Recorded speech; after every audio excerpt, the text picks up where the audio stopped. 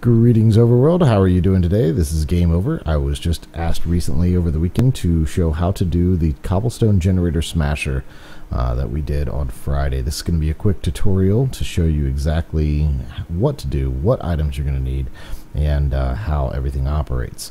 I'm going to show you everything in one chest, and then we're going to move into the individual components, because this does actually have 3 different parts to it. There's a cobblestone generator, an obsidian generator, and then the smasher version itself. We're going to go ahead and jump in this chest right here, take a look at exactly everything that's going to be needed in the system here. So you're going to need about a stack plus 1 of cobblestone, not necessarily a stack plus 1. You can get away with a little less.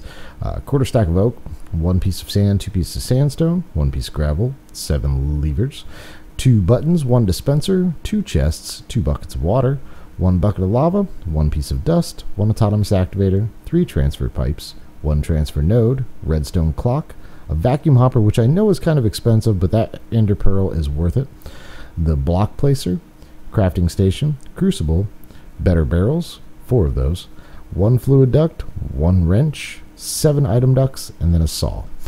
These are, like I said, individual components that you can put together as you have the items available to you. The first thing you should always try to get to is your cobblestone generator. We actually already have a crafting table here, so that's fine. What we're going to do is we're going to take the saw and the piece of sandstone, 1 piece of sandstone. We're going to break that all the way down. This can be any block you want. I just use the sandstone so that you can easily see what parts are actually being covered over with these covers. First thing we're going to want to do is take our lava, our water, and our cobblestone, and we're going to dig out 3 blocks in a row. Place our cobblestone in the middle, our lava off on one side, our water off on the other. Then take our transfer node, place that right in the middle. Now we're going to take these covers, we're going to actually cover over on the left, right, and backhand side. If I can find it, there we go. There's 1, 2, and then 3. Now the lever in this goes right on the back. This will actually make the node work or stop. So it's kind of a nice thing. You'll see exactly what we're going to be using that for here in a little bit. So we're going to take our crucible, go over to the side where there's the lava, place it down. It is important that you put it there. Then we're going to put our barrel off on the other side, grab our transfer pipes, place 1 there, 1 here, and 1 here. Now the reason for the covers is actually to keep it from interfacing with the barrel as well as the crucible. This will kind of give it an even pattern to go back and forth. You will get a bunch of cobblestone in here, but it'll also give cobblestone into the crucible. You can see as soon as I flip that lever, things started happening both sides.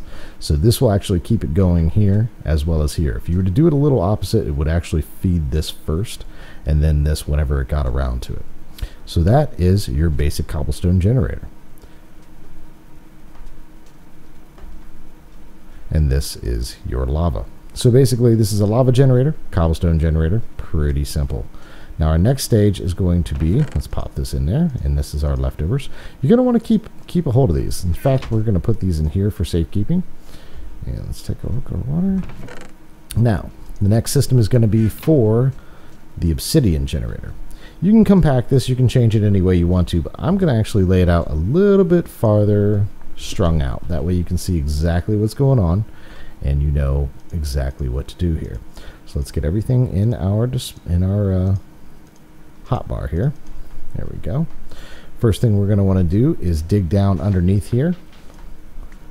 Take that out as well. We're going to place our lever, power that on, place our item duct directly above that, take our wrench, invert that. Now you have a powered output for your item pipe. Place a chest in front of that. Then you're going to go ahead and take your next piece of sandstone or whatever stone. This is also optional stone, whatever you want to use. I'm just using it so you can see exactly what is necessary throughout the entire build, but not necessarily this block. You're going to place 1 button there. We're going to take our sand that we had before. This isn't necessarily necessary to leave there as either. So we're going to put our dispenser there, put another button on the back, and here's where the rest of those covers are going to come in handy. We just need 2 cover strips. Take another piece of sand, plop it right there, bank that off the bottom there and there, remove our dust and then place our water bucket inside of the dispenser. Now, with a click of a button, you have water right over top of your stone barrel. And you might be asking, why is that necessary? Well, as soon as you get 1,000 millibuckets in here, you invert that. When you push the button, it'll pull all the lava into here. Now, we didn't quite have 1,000 millibuckets yet, but we will. And once we do, when we hit this button, it'll give you obsidian. And as soon as the obsidian is formed as an item, then it can be removed from the bottom, automatically being put into this chest. We'll see that in just a moment. Meanwhile, while that's happening there, you can see we're still gathering up a bunch of cobblestone in there. Let's move on to our next portion of the chest. This one is definitely more on the expensive side. You do need an autonomous activator, a block placer. This isn't very expensive. This is the most expensive thing. Now, there is a way of doing an auto sieve system. I will try to link that in the description. It is done by Steve's workshop, and he does a pretty good job. He does get a little fast there towards the end when you actually are programming it, but I'll tell you what, the thing is a lifesaver, and it's very inexpensive compared to what an autonomous activator would be to make that auto sieve. Plus, it's way faster than this and expandable. So what we're going to do is we're going to go and grab all this. I'm going to just give you a quick run through. Basically, it is going to be laid out just like you see here. We're going to have an autonomous activator, a block placer. It's going to be placing cobblestone in between. This is going to be smashing that cobblestone. These are basically going to be to hold extra hammers so that you can fill the autonomous activator. A redstone signal for a clock is needed for the block placer to constantly keep giving out that cobblestone whenever there's a space available. The levers are going to be interacting with some of the item ducts that you see here. The vacuum hopper is right there. That is the most expensive part because this is actually given to you at one of the quests. This is something you will have to earn. The gravel, sand, and dust that we saw in the earlier chest is only to be the placeholder in each one of the barrels here. And then you'll also see a bunch of the other things that we have right here. So let's go ahead and grab everything. And we're going to move over here. Now, the way that you want to do this is to have, well, let's not do it with that. Let's make it a little bit easier on ourselves. We're going to place our block placer right here. So do a little jump. Then you're going to need a wrench. You'll see the top is facing up. That's exactly how you want it. Then we're going to go ahead and we need to just kind of place a couple blocks so that we can then put in our autonomous activator. You're going to want to be able to get rid of some of these. So there. That's going to hold all of our hammers so that when we get this going, you'll have an infinite source of cobblestone from the cobblestone generator being smashed by the autonomous activator. In order to get that going, like I said, you just need to give it a redstone signal. The clock will do that constantly, and while this is actually smashing, it will take care of all of that for you. I think it is that one. It is. Let's close these off. Not necessary. You can remove that block if you'd like to. I just don't have a hammer on me. We'll punch it out later. But what we're going to do is we're going to clear out the ground in front of us here. This is going to be where your next set of pipes are going to go. So our item ducts are going to go there, there, there, and there. Place that. Yeah, we'll wait a second. Let's actually take this out, take this out. Let's place our better barrels next.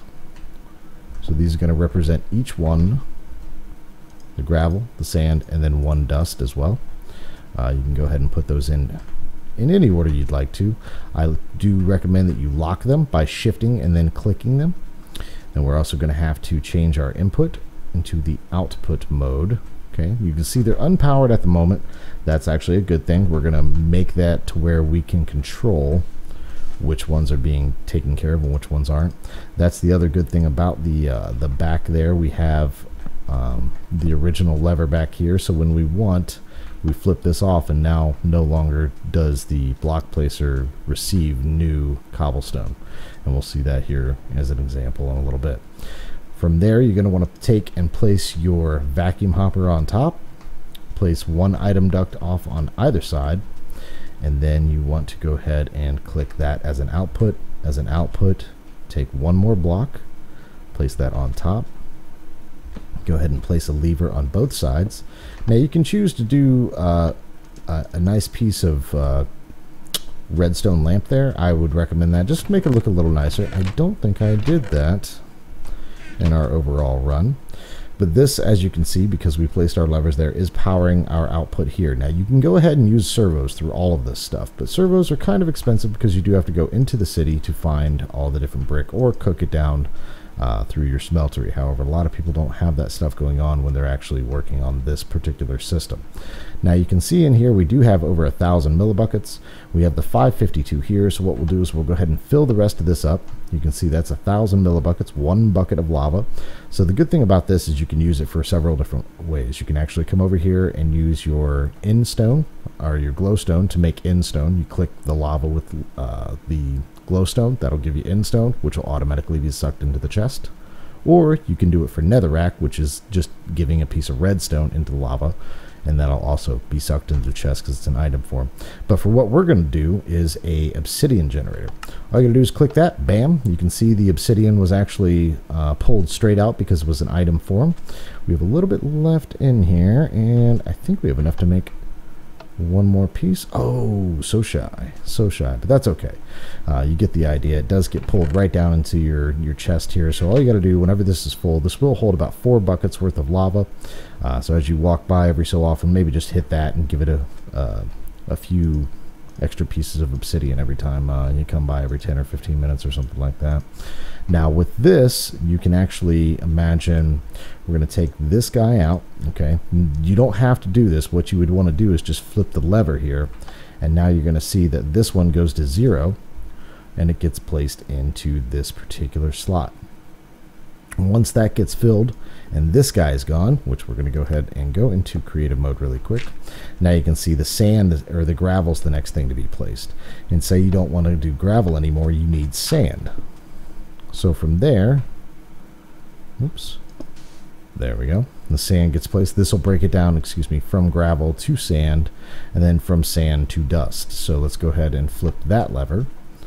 And now the next thing should be the dust here, which this you should never have to do. But I have it there just because of OCD, and that's over-centering disorder. But there we go. We have that. You can even go ahead and omit having the lever in the middle, maybe switch this around any way you want to go.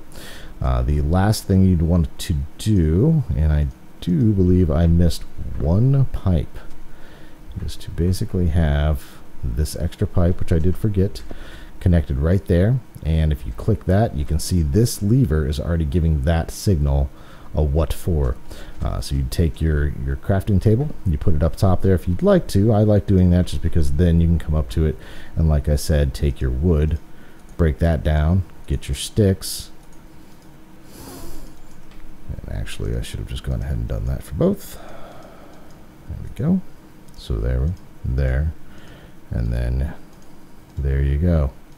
You have yourself a cobblestone generator that is self-fed by the pipes here. You can see they're being taken into the autonomous activator. You just need to push it on the left click, and that is it.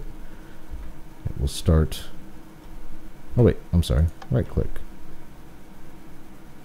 Oh, and ignore redstone signal, because it is right next to that signal, so it's going to actually need it. Now again, this is going into dust form. Here's exactly how the system works normally. We're going to go ahead and turn everything back on, flip that lever. So now it's being fed constantly by the cobblestone generator. This will stay full. These will never actually get used. You can use anything you want here. If you want to just put a piece of wood or planks or redstone or anything in its place, you can feel free to do that. That way it'll never actually use up the next piece. It'll just automatically move on to whatever you need it to do. So as you can see right now, it's gathering up gravel in here, and I forgot to interface this. Let's do that. You just right click and spin the directionality that you need it to go. So that was our left, this is our right, and then we need to do the bottom as well. And now you'll be able to see that the gravel's gone in here, our dust is gone in there, and you can see the count is just going up here. Give it a second, 10. And then again, you have your lava right there. So bam, obsidian. It's just a nice little compact machine. Takes care of a lot of different things for you. If you need gravel, or excuse me, if you need cobblestone, you've got stacks and stacks. This will fill up to 64 in no time flat. If you need to go ahead and get yourself the gravel going, recommend letting this run for at least 20 minutes, 30 minutes, something like that. You'll end up with at least 7 to 10 stacks or something within 20, 30 minutes, and then you can start filtering down to the sand and dust and whatever you need from there. As you all know, you want to go with gravel first because that's what's going to give you the most diamonds and emeralds. That's the only thing that Ex Nihilo drops those off of. You will get some better stuff from sand, but it's nice to also have that glass in case you want to do an overtop glass chamber. That way you don't have the gas dropping in on you with all of its extra stuff. But that is it for now. If you have any questions, make sure you ask me in stream, or if you're not following me on Twitch, I highly recommend you do that. I will put that in the description as well. But go ahead and place any questions you might have in the comments section. I'll be sure to answer anything I can as quick as I can. And again, like I said, if you want to do this to where it's in stone, redstone, or excuse me, in stone, netherrack, or the obsidian generator, then that's all you gotta do. Didn't mean to bust that, but as you see, it is working, and it's quite a neat little thing. It's pretty compact, and it's pretty resource friendly aside from the autonomous activator, but what are you gonna do? So this is me. I am Game Over. I highly recommend you come check me out on Twitch. We are all about educating in the mods, and I'm also going to be doing a run through on a quick start for Crash Landing here the next day or so, so look forward to that. And I thank you for coming and joining us, and as always, Game Over. See you later. Bye.